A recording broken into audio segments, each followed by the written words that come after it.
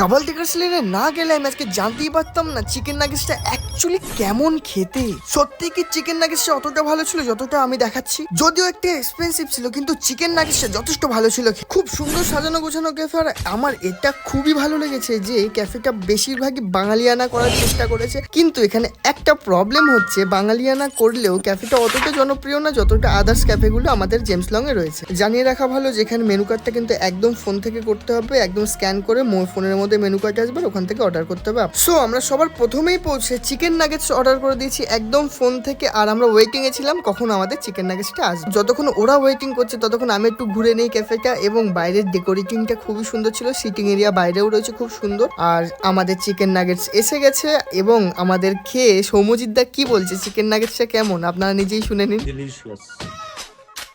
আমার তো chicken nuggets first time try করে খুব সুন্দর লেগেছে। আবার দেখা হচ্ছে নতুন কোনো ভ্লগে, ততক্ষণ পর্যন্ত টাটা।